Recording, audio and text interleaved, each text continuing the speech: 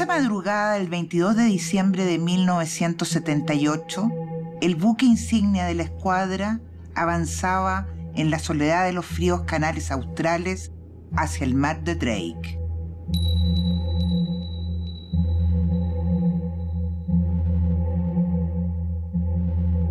En la cubierta superior del buque se encontraba el comandante en jefe de la escuadra, almirante Raúl López Silva.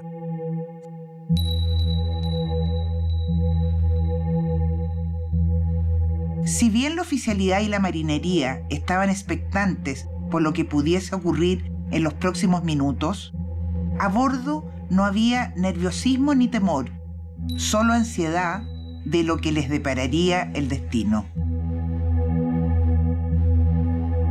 Cuando corrían con desesperante lentitud las primeras horas del 22 de diciembre de 1978, el almirante López se encontraba en la circunstancia para la cual todo marino profesional se ha preparado a lo largo de su carrera: mandar una flota a minutos de iniciarse una batalla naval. Minutos atrás se había recibido la orden del almirante José Toribio Merino, que decía: atacar y destruir cualquier buque que se encuentre en aguas chilenas.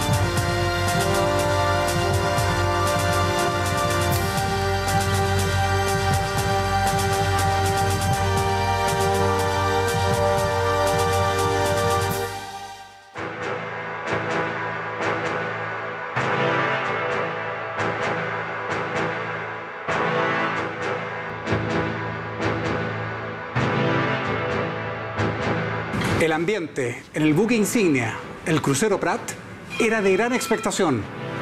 Las olas, la lluvia y el viento del extremo sur golpeaban a sus tripulantes.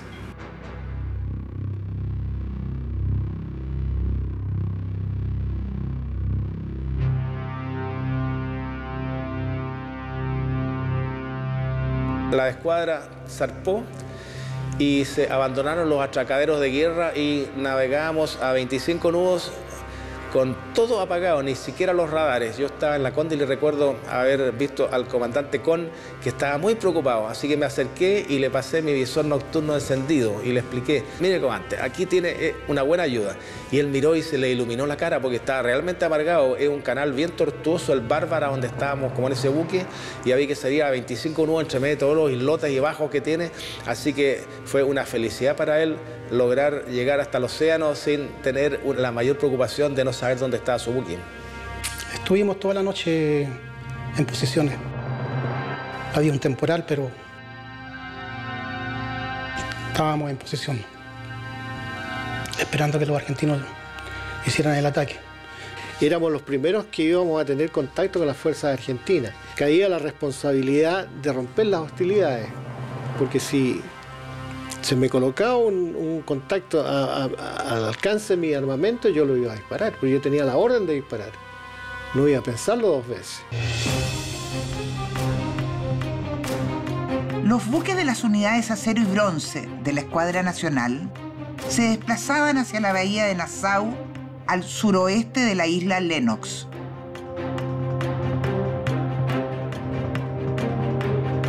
Lo que creíamos nosotros es que iba a haber un asalto a las islas con protección directa de la Afromar. Entonces ahí obviamente se iba a producir la batalla, porque la escuadra chilena tenía la misión de oponerse a cualquier intento de desembarco.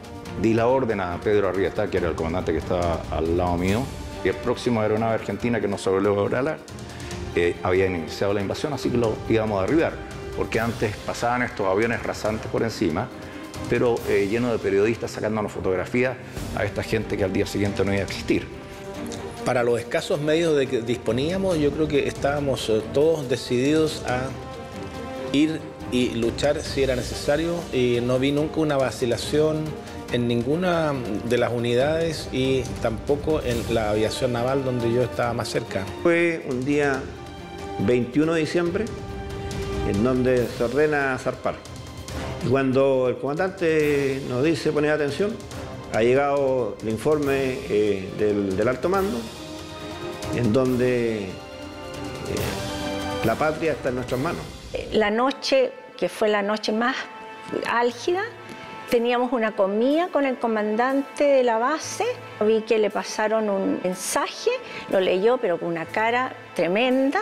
Se puso pálido y dijo, ahora llegó el momento, ustedes saben todo lo que tienen que hacer, así que váyanse al tiro a la casa. Lo que puedo decir hoy día con orgullo, con mucha satisfacción, que ninguno de los 74 que éramos entonces, desde teniente primero a soldado, dijo, no quiero ver mi teniente, tengo miedo, o esto no es para mí, o que yo no estoy ni ahí. No, nada, ninguno, todo lo contrario. Pero claramente, junto a las dos fragatas, con el Rivero eran los 4 buques misileros, los buques más poderosos, los buques de mayor alcance, los buques que tenían que pegar primero, ¿cierto? Pegar primero y pegar fuerte. Por lo tanto, para nosotros era un orgullo pertenecer a las dotaciones de esos buques, y a la vez era un orgullo porque creo, en forma muy humilde, que la gente que estaba en esos buques era la mejor. Pecho a las balas, vamos al frente y punto. ¿Sí? Había que defender nuestra soberanía y nosotros no estábamos dispuestos a ceder ni un centímetro de tierra. Curiosamente, estamos en la misma situación que la Fuerza Aérea. Su misión era, ojalá, derrotar a la Armada Argentina. Y no podía ser otra. Y yo creo que una de las pocas veces, si no la única vez, en que Chile ha demostrado voluntad de defender su soberanía y su territorio con tal fuerza hasta rendir la vida, y que produjo un efecto disuasivo sobre los vecinos.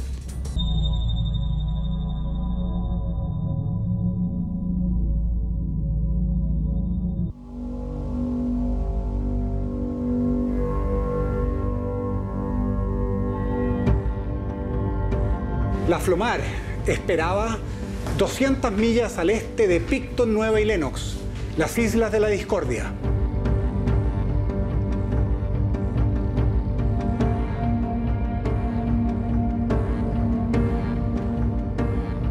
La historia de límites entre Chile y Argentina se remonta al año 1843, en que Chile toma el Estrecho de Magallanes. De ahí se suceden una serie de eventos que culminan en el año 1878 con negociaciones en Buenos Aires, donde participan, entre otros, el capitán Prat.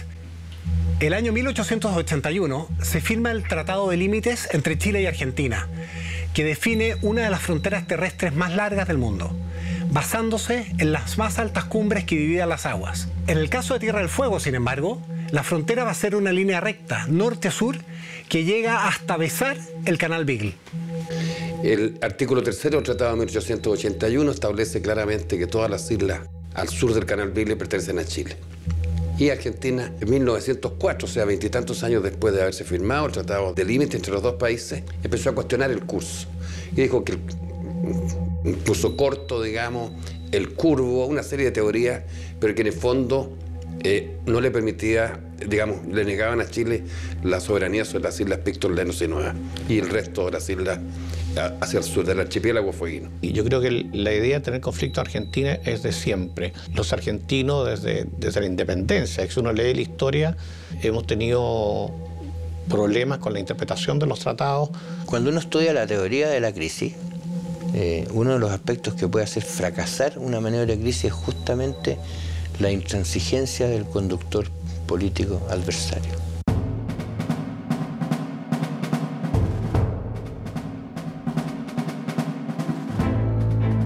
Es decir, el litigio por los límites del Canal Beagle era uno que se había arrastrado por generaciones.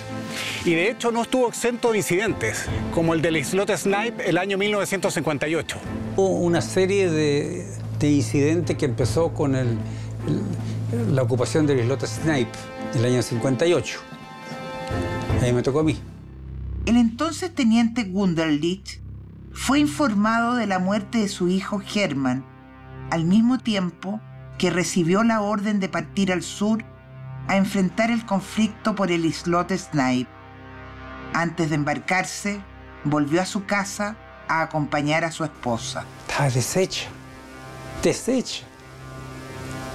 Y le dije, mijita, se nos fue Herman. Y ahora vengo a buscar mi equipo. Argentinos ocuparon el islote Snipe y yo tengo que recuperarlo. ¿Sabes lo que me dijo? Entre sollozo. Tú tienes que cumplir con tu deber.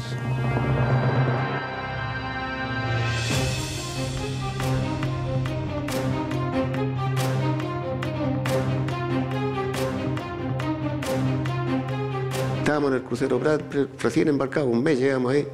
Cuando estábamos en Papudo, nos regresamos al Paraíso porque zarpábamos en forma inmediata al sur.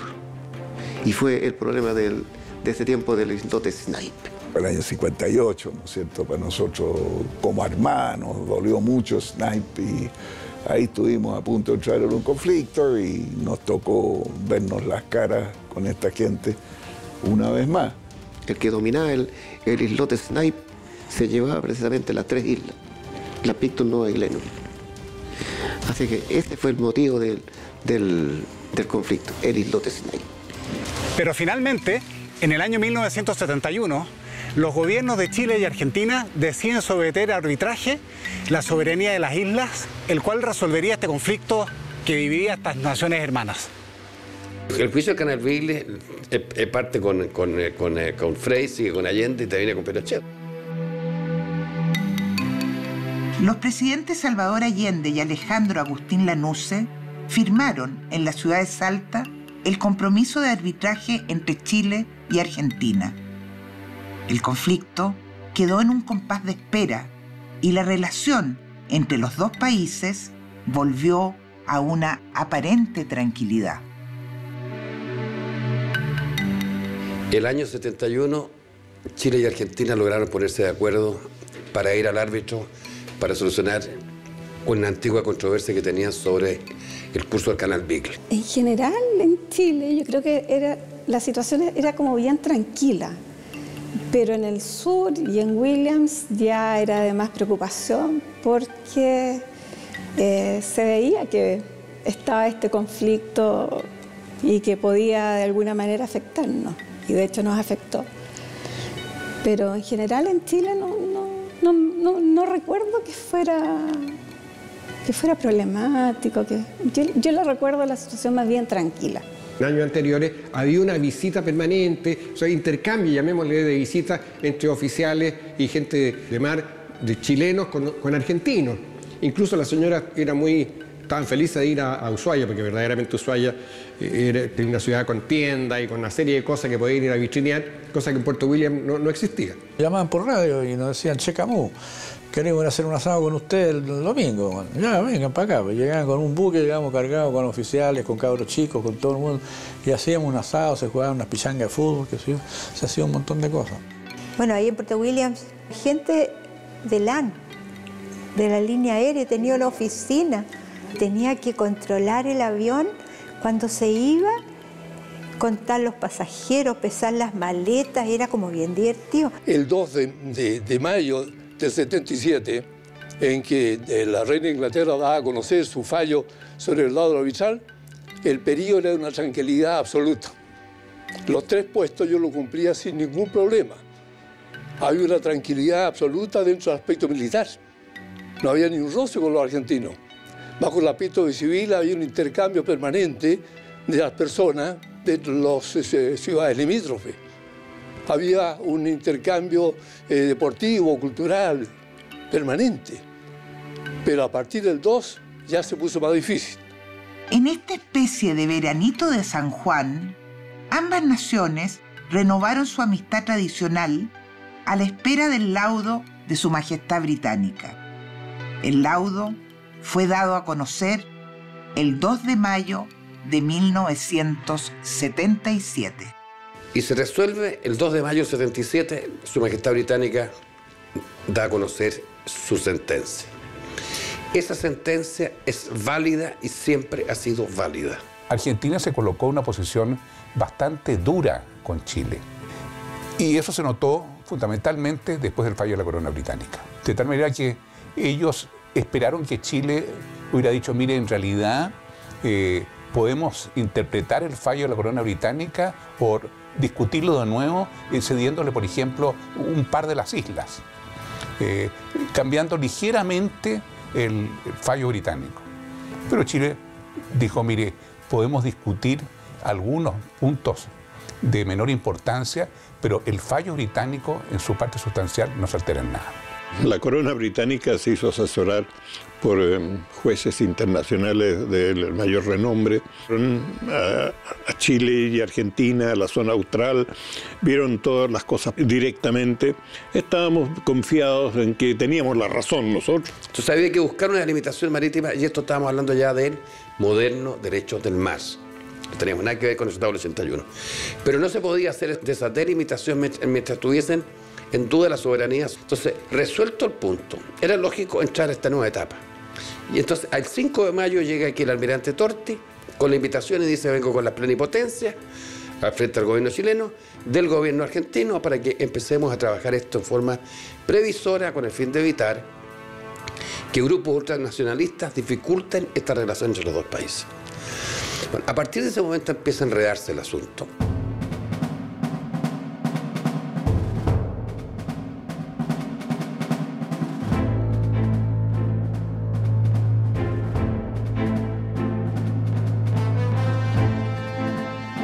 Bueno, fue el periodo inicial ya de la preparación de la región para enfrentar un posible conflicto bélico con Argentina.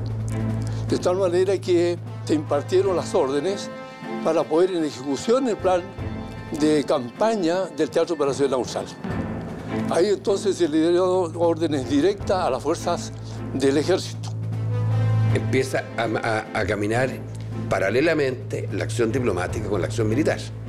Entonces empiezan los aprestos, empiezan las violaciones a los espacios marítimos y aéreos, especialmente en la zona austral por parte de Argentina.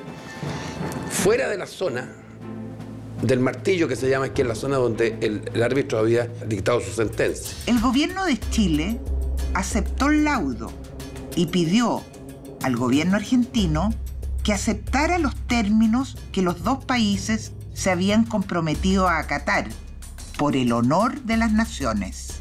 Las reacciones y los comentarios fueron diversos y aparecieron voces desde Buenos Aires que pretendían rechazar el laudo arbitral. Por fin, el 25 de enero de 1978, el gobierno trasandino declaró el laudo insanablemente nulo e inaceptable para la República Argentina.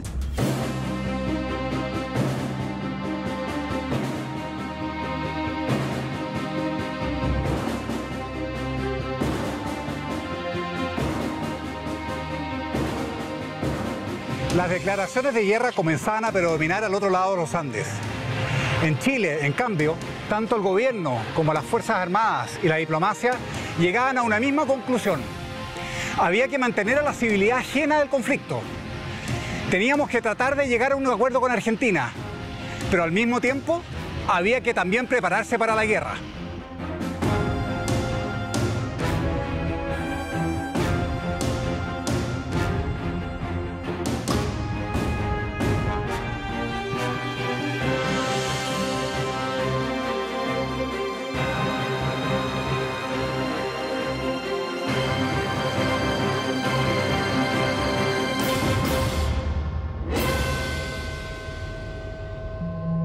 Yo creo que la mayoría de la gente del mundo civil cree que la paz es un fruto que da un árbol todos los días. Y la paz es un fruto de un árbol que hay que cuidarlo mucho, regarlo mucho, si no, no hay fruto. Y usted ve que la historia del mundo es la historia de las guerras. Y la paz es, en realidad, es un gran premio que lo logran los que se preparan para la guerra, bien preparados. Cuando salió la resolución que entregaba todos los puntos a Chile, los 3 puntos fundamentales a Chile en esta discusión que había respecto al Bigle y las islas adyacentes, yo pensé que la situación no iba a cambiar. Esa es la verdad de las cosas. Que no iba a cambiar y que iba a seguir más o menos igual de lo que había pasado en los 25 años que yo lo conocía de cerca. Tan pronto se supo, comenzaron una serie de provocaciones, ¿ya? Y que se sintieron mucho en el sur. Las lanchas torpederas de Argentina ingresaron a aguas chilenas, aviones que sobrevolaban Williams, y nosotros estábamos informados de todo eso. Así que la provocación vino y presupuestamos que esto venía increciendo, o sea que esto iba a terminar en una situación más grave.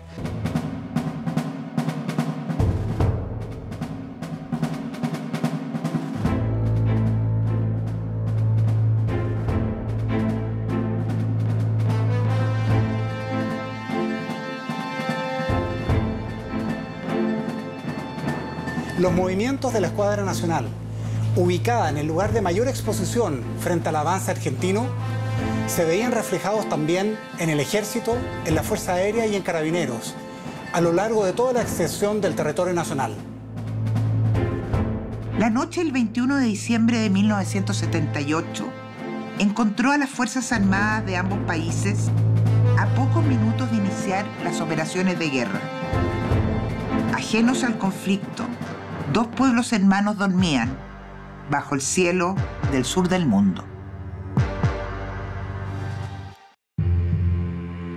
Hasta entonces, las relaciones entre la Marina chilena y la Argentina habían sido de amistad y cooperación, pero esta actitud amable se fue deteriorando a medida que se acercaba la fecha del laudo.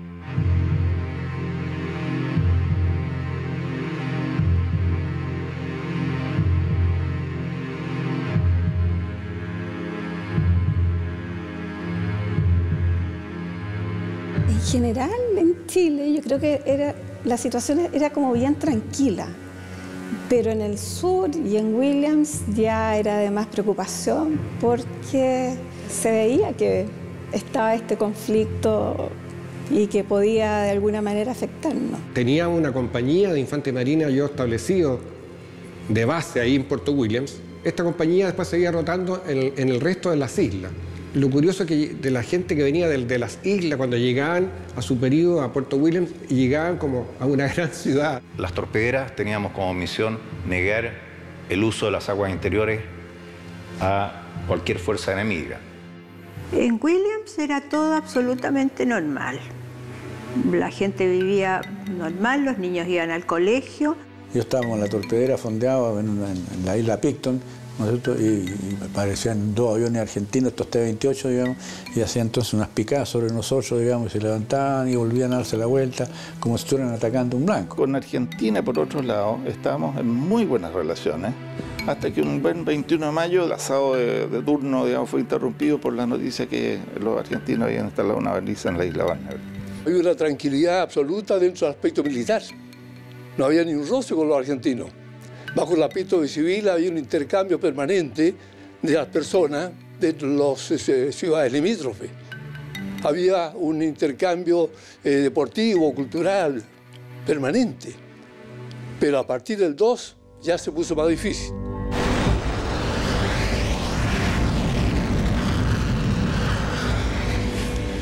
Hacia mayo de 1977, las incursiones navales argentinas en aguas territoriales chilenas y las emisiones radiales y de televisión cada vez más violentas contra Chile hicieron suponer a la Armada chilena que Argentina intentaría ocupar por la fuerza las islas en litigio. Había expulsión de cientos de chilenos de las ciudades limítrofes. Más de 1000 trabajadores en las minas Río Turbio expulsados. Y los argentinos habían tomado ciertas medidas impidiendo que determinados vehículos, camiones, pasaran por los pasos cordilleranos para abastecer a nuestras ciudades. Cuando yo estaba de comandante en Puerto Williams, estaba presente el comandante en jefe de la Armada Argentina, que era el almirante Macera, con su jefe de Estado Mayor y con otros dos almirantes más, jefe del personal. Y estábamos todos conversando con el almirante, tomándonos un trago, así, y uno de los oficiales dice, bueno, almirante, ¿cuál va a ser la actitud argentina en base a lo que se diga del del lado de los jueces de la Haya. Y el almirante dice, eso no hay ninguna duda, nosotros vamos a respetar lo que digan los jueces, y si dice que son una isla para Chile y 2 para Argentina, o 2 para Argentina y 1 para Chile, o 3 para Chile o 3 para Argentina, nosotros vamos a respetar lo que ellos digan al pie de la letra. Lo que obviamente después no se cumplió. A fines del 77 ya comenzaron los preparativos, de hecho no hubo trasbordo, se completaron las dotaciones de guerra, se inició un entrenamiento intensivo en el mes de febrero. Bueno, y de ahí no cesó, o sea, estuvo todo el año en práctica y entrenamiento. En cuanto a preparación, hay un desarrollo, mucha imaginación, iniciativa casi locas en algunos aspectos para suplir las deficiencias materiales. Lo que más destacable en esto es la aviación naval, la exploración aeromarítima, que era absolutamente indispensable en este conflicto. Hay que sacarle en general un sombrero a todos los aviadores navales que participaron en esa función, porque fueron los ojos de la flota. El 2 de mayo de 1977, el gobierno británico había dado a conocer a las autoridades chilenas y argentinas su sentencia arbitral obligatoria, que confirmaba los derechos de Chile sobre las islas Lennox, Picton y Nueva, y los islotes situados al sur del canal Beagle. Tuvimos que organizar zonas defensivas desde la zona limítrofe hasta lo que llamamos ya la defensa tenaz en los distintos frentes. El general Flady hizo una demostración de las capacidades, vio que en realidad era algo bastante serio, y ahí fue cuando me nombró comandante del subteatro Tierra del Fuego. Y ahí me asignó él una brigada, cerca de 800 hombres, y con un entrenamiento permanente. Aparentemente, hasta muy avanzado el año 78, parece que los únicos que creíamos que íbamos a la guerra éramos nosotros, los marinos, y el almirante Merino particularmente. Comandaba la división el general Dino Flady, un gran oficial que nos alertó sobre esta posibilidad bélica que se venía encima, y en reuniones en el Teatro Municipal de Punta Arenas, en 3 oportunidades convocó a las fuerzas vivas, juntas de vecinos, empleados públicos, empleados particulares, esposas de los oficiales, en fin, todo Punta Arenas recibió el dramático testimonio del general Flady de lo que se avecinaba. El general Flady no vaciló en anunciar la inminencia de un conflicto bélico con Argentina. Lo que nos llamaba mucho la atención y nos indignaba es que en el mapa figuraban las islas argentinas.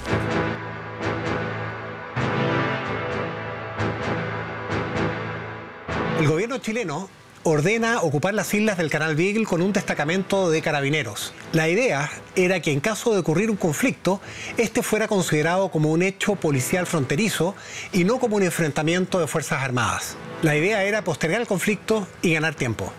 Yo particularmente tenía a cargo la defensa de Puerto Williams, pero tenía también todas las islas, eran de mi responsabilidad.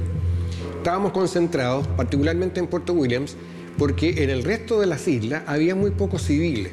Políticamente el gobierno está en una situación muy delicada, a mi juicio, porque había una campaña de desprestigio tremenda. Nosotros nunca nos imaginamos esta actitud de las Fuerzas Armadas iba a tener una reacción tan negativa de parte de Estados Unidos, sobre todo. Mientras tanto, el gobierno chileno había aceptado el laudo de manera oficial y pedía formalmente a Argentina que hiciera lo mismo. Pero la Cancillería trasandina permanecía en silencio. Se empiezan los aprestos, empiezan las violaciones a los espacios marítimos y aéreos, especialmente en la zona austral por parte de Argentina. Fuera de la zona del martillo, que se llama, que es la zona donde el árbitro había dictado su sentencia.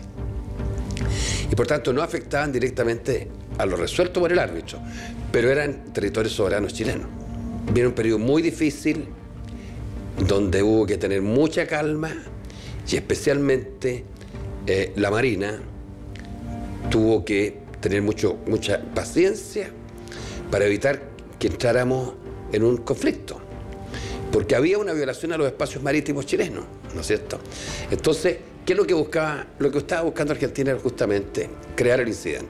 Argentina tomó una serie de decisiones, cerrar las fronteras con Chile, movilizó tropas y su flota hacia el sur de Chile, y llegó un momento en que era de una evidencia absoluta que Argentina iba a atacar a Chile. Había inestabilidad, yo diría que inestabilidad, oposición al gobierno militar, problemas de los derechos humanos, con, diría, muy fuertes las acciones, digamos, que hizo el gobierno militar allá. Los gobiernos argentinos, especialmente allá, los militares de ejército, francamente se volvieron locos. No sé si lo que buscaban era gloria o necesitaban gloria para afianzar un gobierno que no estaba haciendo las cosas bien por el lado económico. Se mantuvo un bajo perfil al problema, mientras en Argentina se mostraban actitudes totalmente distintas, haciendo una campaña para convencer a su ciudadanía que los chilenos nos queríamos apropiar de sus tierras y que queríamos salir hacia el Océano Atlántico, lo cual sería contrario al Tratado de 1881 que ellos decían respetar. El 21 de mayo de 1977, un patrullero argentino instaló una baliza en la isla Barneveld, en el territorio chileno al sur de la isla Navarino. El alto mando de Chile decidió dejar constancia de la intromisión, colocando una baliza en la isla Ebut, pocas millas al norte de la instalada por Argentina.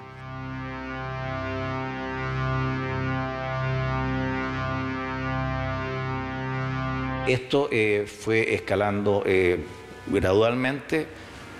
Estuvo bien serio el momento en que descubrimos el faro en la isla Barneveld y nos preparamos para destruir estas instalaciones, pero nos ordenaron no escalar el conflicto y mantenernos solamente en patrulla y prevenir cualquier otra cosa. Para la celebración del 21 de mayo, y como es tradicional en Puerto Williams, se convida también al comandante de la base naval de Ushuaia, Argentina, que queda precisamente al frente de Puerto Williams respecto al canal Beagle. El comandante argentino llega con un regalo de un faro, una réplica, que es muy bien recibida por la delegación chilena. Era muy bonito.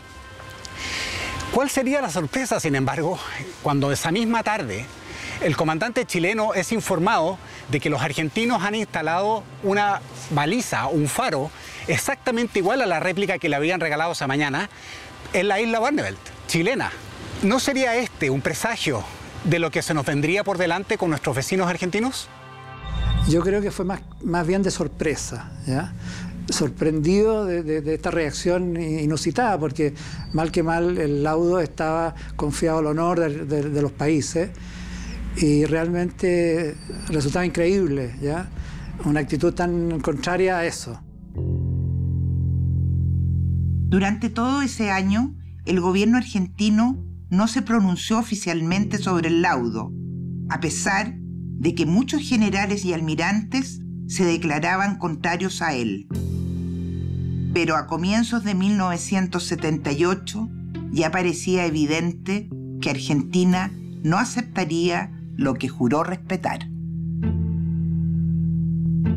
Nosotros no íbamos por ningún motivo entregarles a ellos un solo metro cuadrado de tierra, menos todavía después del laudo arbitral. Comenzaron una serie de provocaciones, ¿ya? Y que se sintieron mucho en el sur. Las lanchas torpederas de Argentina ingresaron a aguas chilenas, aviones que sobrevolaban Williams, y nosotros estábamos informados de todo eso. Así que la provocación vino y presupuestamos que esto venía increciendo, o sea que esto iba a terminar en una situación más grave. Esto era un problema nacional, por supuesto, pero el que llevaba el que tenía realmente el espíritu y el que entendía mayormente el problema de todo esto era el comandante en jefe de la Armada, como digo, porque este era un problema marítimo. El almirante Raúl López, comandante en jefe de la tercera zona naval en Magallanes, es reasignado como comandante en jefe de la escuadra. con la misión de alistarla para la guerra que se veía venir. Las conversaciones entre los representantes de ambos países no hacían vislumbrar una solución pacífica a la crisis. La intensiva preparación ordenada por el comandante en jefe de la escuadra, solicitó dotar a las unidades con todo el personal requerido y con la munición de guerra necesaria también para enfrentarla. El abastecimiento de combustibles y munición de práctica suficiente y necesario para efectuar el entrenamiento en la mar en la forma más realista posible. Hace tiempo recién teníamos recibido los Exocet, había muchas especulaciones, muchos estudios, muchas opiniones del empleo táctico del Exocet, etc. Entonces había una gran actividad profesional al respecto. Bueno, el almirante Merino siempre dijo: el único político de la Marina soy yo, por lo tanto ustedes se van a encargar de que los buques funcionen bien, ¿no es cierto?, y estemos listos para la guerra, y la parte política me la dejan a mí. A fines del 77 ya comenzaron los preparativos. Me acuerdo de haber ejercitado remolque, que es la función que el buque tenía, a diversos buques, cosa que nunca antes se había hecho. O sea, toda la Armada empezó a marchar al ritmo de los acontecimientos. Y eso fue muy edificante y muy motivador. Bueno, la verdad es que el comandante de la escuadra que él designó, yo creo que fue la persona más apropiada para el momento, ¿no es cierto?, y las circunstancias. El almirante López tenía un don de mando increíble, desarrolló la lealtad de todos sus subordinados, preocupado por su gente. Era una persona admirable, el mejor hombre para ese momento.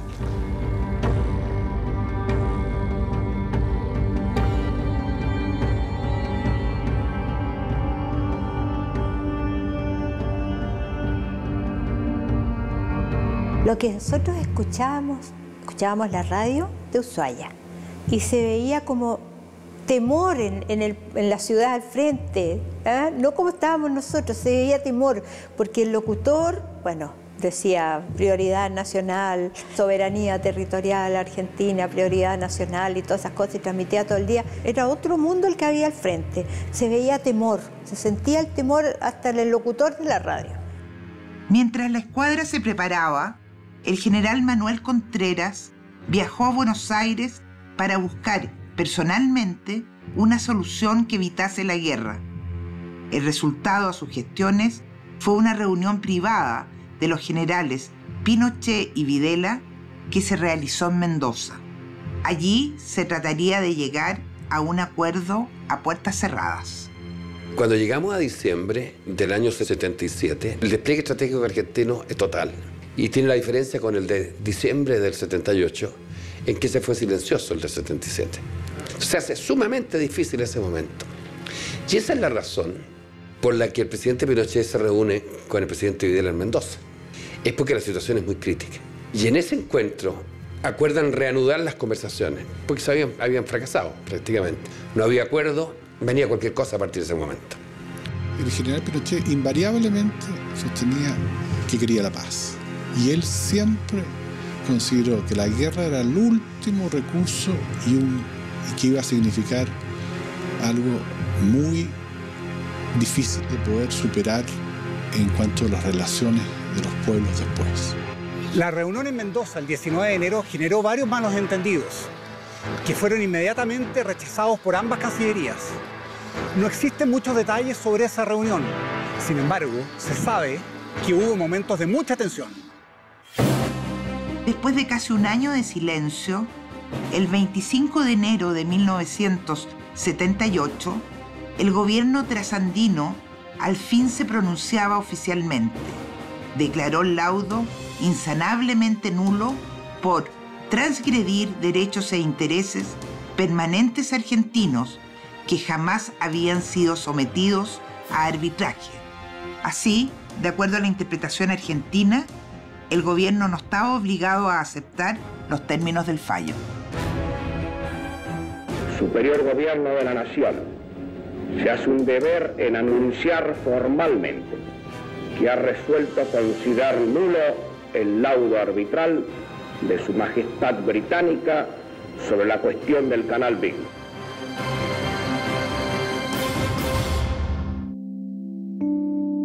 El presidente Augusto Pinochet y el argentino Jorge Rafael Videla se reunieron una vez más, esta vez en Puerto Montt.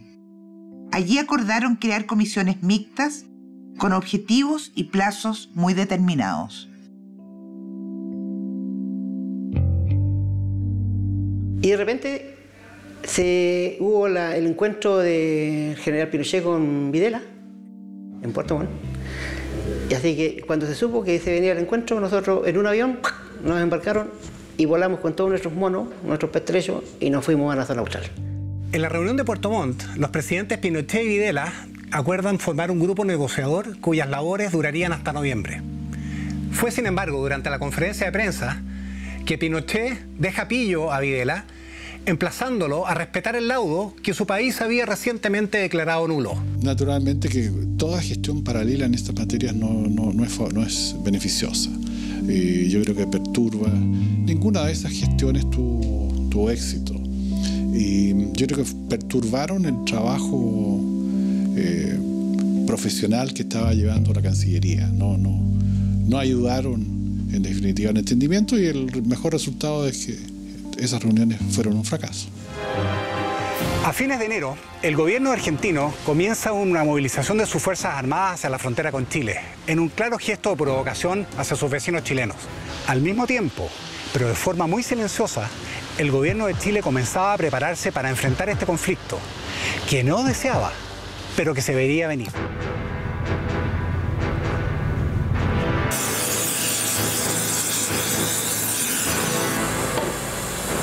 La Escuadra Nacional se preparaba para enfrentar el posible conflicto. Se congelaron los transbordos y se completaron las dotaciones de personal, armamento, combustibles y municiones.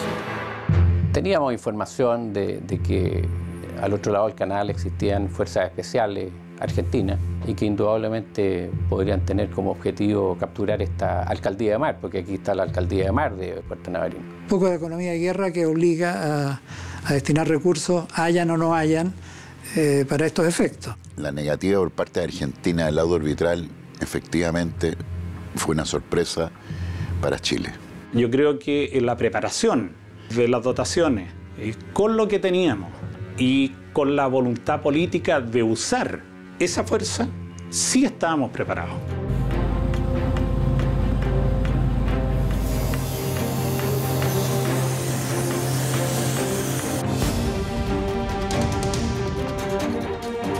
La posición argentina se fue agravando. Colocaba a Chile como diciendo, mire, o usted arregla conmigo una solución distinta del fallo de la corona británica, o si no, vamos a entrar a decidir esto en otra forma.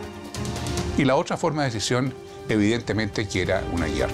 Y nosotros, para poder obtener material bélico, teníamos que hacer una serie de figuras transaccionales, digamos, con distintos países del mundo, a través de triangulaciones, etcétera, que nos permitieran tener unas fuerzas armadas en condiciones de afrontar situaciones propias de la razón de ser de las Fuerzas Armadas. Lo que se veía de Chile era que nos atacaban por todo y de todo, y de Argentina se veía una cosa un poco confusa. El almirante Medina por aquí y el almirante Macera por el lado argentino eran los más radicales en abordar este tema, porque el presidente era marino, porque el conflicto era de naturaleza marítima, y en realidad los marinos del uno y del otro lado sabían exactamente qué es lo que estaba en juego y por qué valía la pena llegar hasta las últimas consecuencias.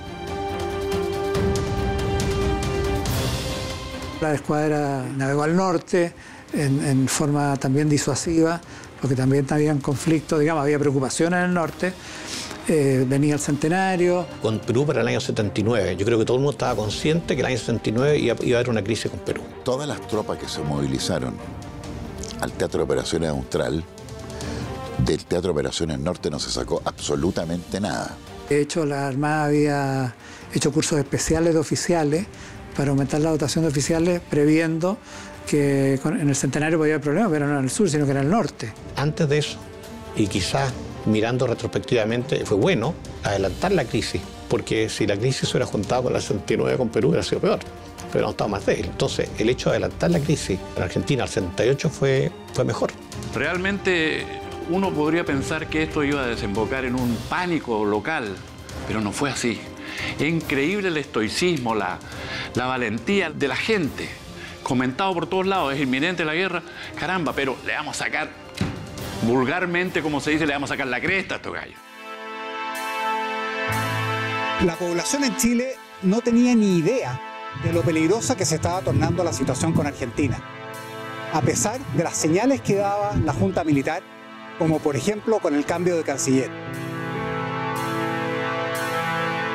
En un vuelco a la política de las negociaciones directas en el gobierno de Chile, el almirante Patricio Carvajal fue reemplazado en la Cancillería por Hernán Cubillos. Un gran canciller, un tipo notable, brillante, un hombre de una rapidez mental, ejecutivo, directo, franco, gran amigo por lo demás. Manejaba todos los frentes estupendamente bien, ¿no? Fue fundamental. Nosotros sabíamos que cualquier conflicto nosotros íbamos a tener que actuar primero en la zona austral, porque fuere que se iniciara el conflicto en el norte, indudablemente Argentina iba a reaccionar en el sur, y a lo mejor viceversa también. La aviación naval nuestra era muy precaria, muy esforzada, pero sumamente precaria, de carácter de exploración. Pero en eso indudablemente que teníamos que descansar nosotros en lo que nos pudiera apoyar la Fuerza Aérea. El problema era con Perú, todo lo desarrollamos en el norte, en la zona austral no había nada. Nosotros no teníamos la plata para desarrollar dos sistemas de bases al mismo tiempo. Lo que siempre me llamó la atención de estas dotaciones que venían de las islas, que todas estas dotaciones de infantes marines se desembarcaban de la barcaza, marchando, cantando. Y todos afeitaditos, y todos bien, incluso, podría exagerar tal vez, pero todos planchaditos. Sí, si notaban, y no venían de las islas, pobrecito yo, venían todos con un espíritu extraordinario. El tiempo en la zona en que estábamos, que íbamos a vivir conflictos, es muy raro tener muy buen tiempo.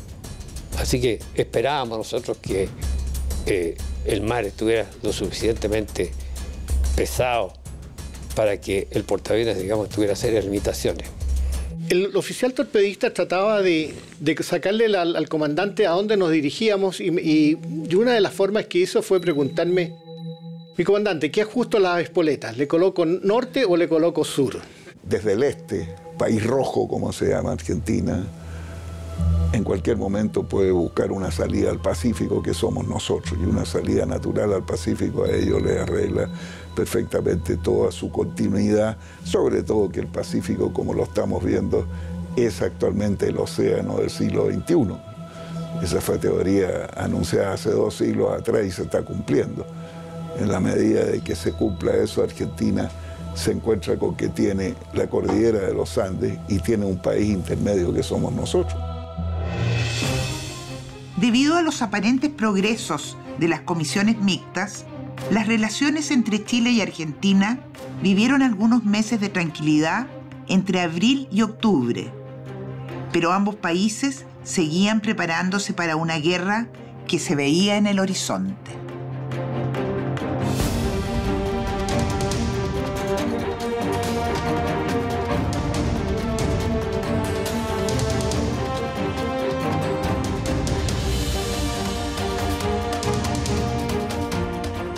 Sorprendentemente para esta época del año, en marzo, la escuadra chilena salta hacia el sur con la excusa de hacer ejercicios militares. Sin embargo, la verdadera razón era inspeccionar y preparar los futuros fondeaderos de guerra que podrían ser utilizados durante el conflicto.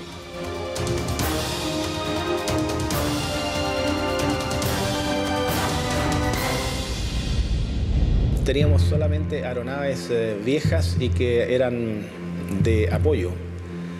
Por ese motivo la aviación naval estaba comprando en Brasil 6 aviones de exploración aeromarítima P-111 que eran muy necesarios. Hasta ese momento la exploración aeromarítima la hacíamos con aviones de transporte y de enlace.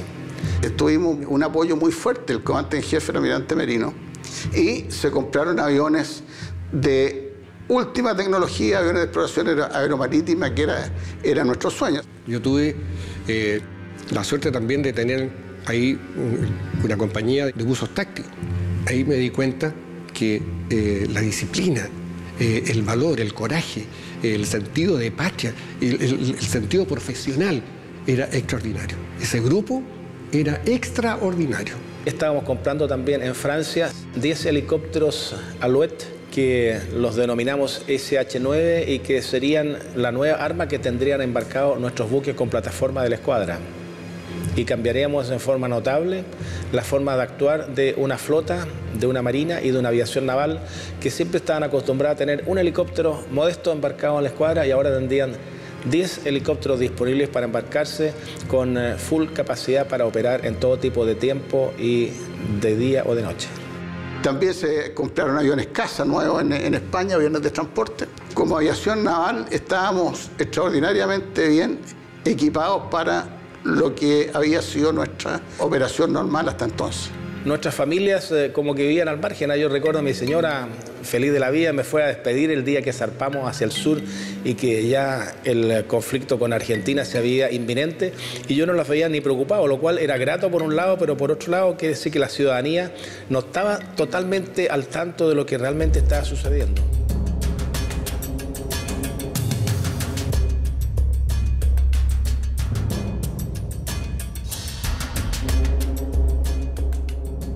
Había que ganar tiempo, y por dos motivos. En primer lugar, para darle una oportunidad a la diplomacia. Y en segundo, y más importante, porque las guerras no se pelean en invierno. Cuando era guardia marina estaba en disputa el islote Snipe. Cuando era teniente primero estaban en disputa las islas del Martillo. Snipe, Picton, Noa y Lennox. Barnevet y Wood también cayeron después. Y cuando yo llegué a capitán de navío, se estaba discutiendo si el Cabo de Hornos era chileno o argentino. Entonces, la escalada de ellos en cuanto a ir incrementando el territorio, está claro que es una política nacional. El conflicto fue armado artificialmente por Argentina. Si uno lee la literatura de la época, estaba claro de que Argentina jamás había tenido posesión de los territorios que reclamaba. Entonces mal podrían convencer a la población luchando o recuperando algo que le había sido usurpado. Nosotros nos movemos en la doctrina del ser más que parecer. Y yo creo que a lo mejor dentro de esa doctrina también fue que el gobierno militar de la época no hizo ningún aspaviento, ninguna propaganda, ninguna cosa, sino que lo dejó como un acontecimiento que debía hacerse. Con ese criterio, quedan un poco desvinculados de lo que es la vida moderna, donde vivimos en el mundo de las imágenes, que más importante que poner el huevo es cacarearlo. Yo estoy cierto que todos los oficiales de Marina argentinos que destruyeron balizas nuestras o que construyeron balizas en territorio chileno indiscutible, no los amonestaron, deben haber puesto una condecoración. Nosotros ojalá las cosas las hiciéramos bien, pero que nadie supiera. Y eso lamentablemente conspiró, o ha conspirado hasta el día de hoy, en que ese gran esfuerzo que se hizo de mover tantas tropas, de que las tropas estuvieran en su lugar, y al estar en su lugar, y con el armamento, y con el entusiasmo de la gente, llegar a ser un poder disuasivo, concreto y real, para evitar un conflicto.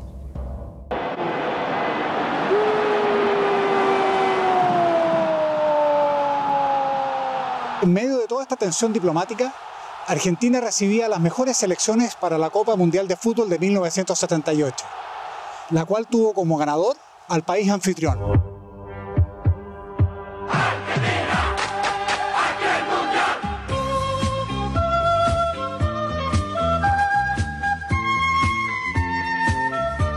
Frente a la unidad argentina en torno al fútbol, Chile sufría una traumática división en su junta de gobierno.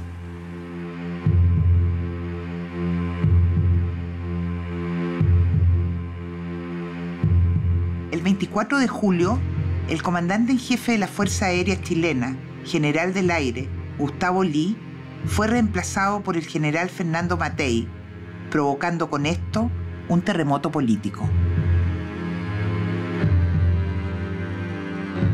Cuando yo fui nombrado comandante en jefe, todos los otros generales hicieron causa común con el general Lee. Yo entré a servir a mi patria.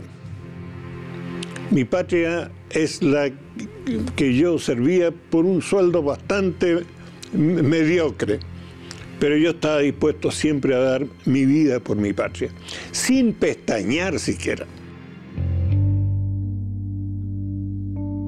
Pocos días después, el alto mando argentino designó al general Rafael Videla como presidente de la República y al general Roberto Viola como comandante en jefe del ejército, debilitando de esta manera el poder de los pacifistas en el gobierno argentino.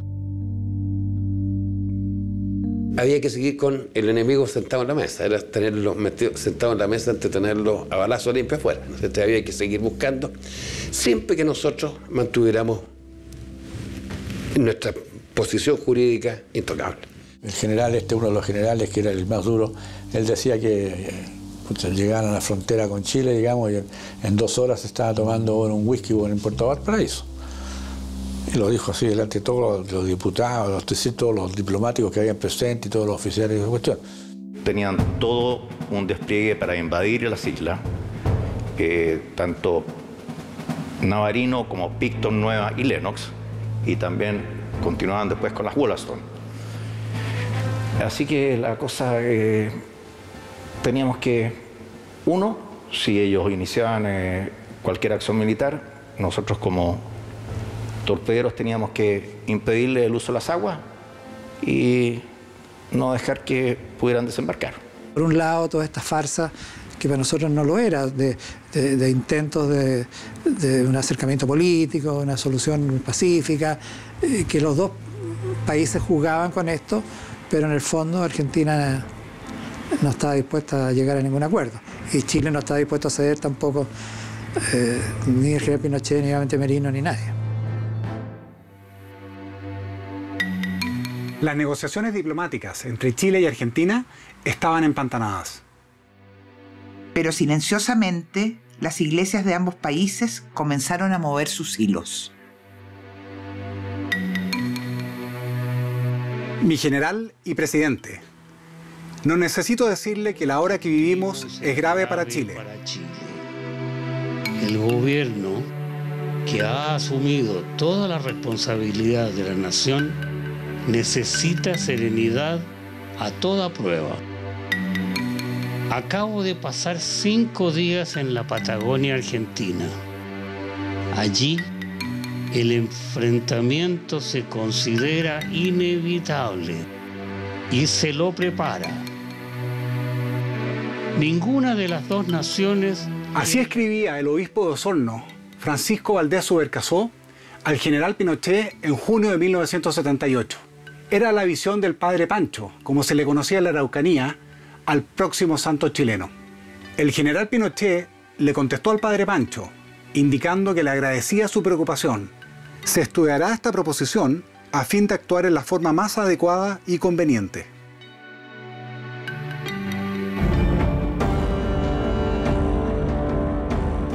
En Santiago, el nuncio Ángelo Sodano, el cardenal Silva Enríquez y el embajador Risle arreglaron una entrevista privada y secreta entre el canciller Hernán Cubillos y el Papa Paulo VI para explicarle lo grave de la situación. Le diría que era una cosa que estaba presente, que yo estaba haciendo presente periódicamente, pero que no adquiría toda dramaticidad, si bien nosotros estábamos informando siempre de que la cosa se estaba poniendo más difícil y cada vez más difícil. Una semana antes de la entrevista, el Papa Paulo VI murió. Parecía que a pesar de todos los esfuerzos, la guerra era inevitable.